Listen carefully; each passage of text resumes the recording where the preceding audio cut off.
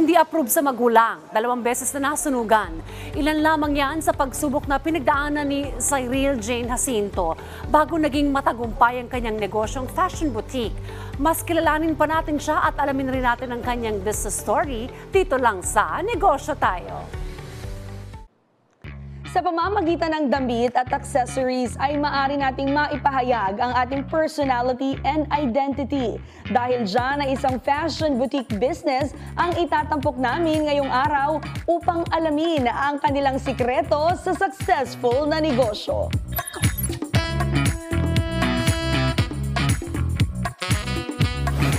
Hi, good morning. Hi po, Miss Dayan. Good morning din po. Alright, Cyril, to start off, can you tell us more about your business journey? Paano ka ba nagsimula?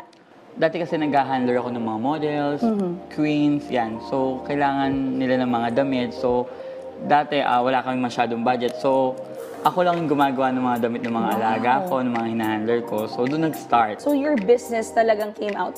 Everything for passion talaga. This is what you love to do. What you do is gumagawa ka ng gowns. Yes po. From formal wear to casual wear. Costumes, coat, pants, Mga RTW gumagawa ka rin. Opo, lahat po. Nakwento mo sa akin off-cam, yung struggle mo along the way, building this business. Grabe yung pinagdaanan mo, Cyril. Last 2015, nasunugan po ako ng una ko pong shop. Last pandemic, dumating din po. Ito po yung second time po naman na ako po ay nasunugan. 2 times? Yes po, noong 2019 naman po. Pero po ito medyo mas malala kasi po pati po ako nasunog ng 3rd degree burn.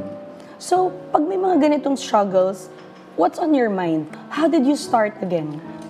Parang lagi ko lang yung sinasaulo na lahat ng material na bagay nawawala. Pero yung talent mo, yung passion mo, yung pagmamahal mo sa craft na ginagawa mo, hindi yun mananako at di yun mawawala at di rin yun masusunog. So yun yung pinanghawakan mo to be able to start again with your business journey? Yes po. Marami rin nagsasabi na sunugan ka na naman, na-down ka na naman, pero hindi mo naman kailangan kunin lahat ng opinion ng tao eh. Kasi ikaw din yung gagawa ng sarili mo, ikapagtagumpay ng sarili mo. Kinuha ko sila para gawing isang instrumento na hahawakan ko lahat ng sinabi nyo.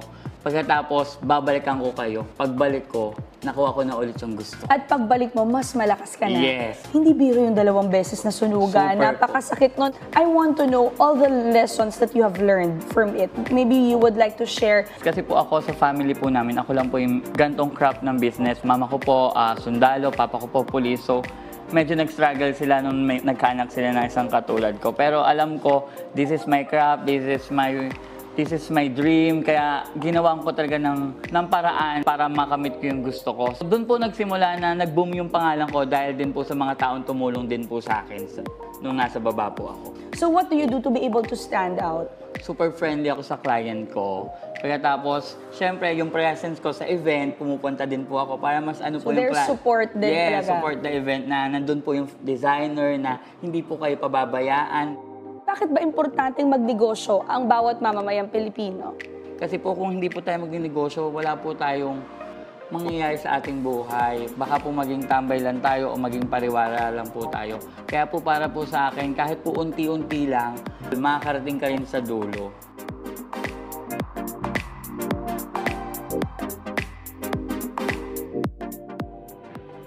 It is never too late to be what you want to be. Yan po ang aral na ibinahagi sa atin ni Cyril Jane Jacinto.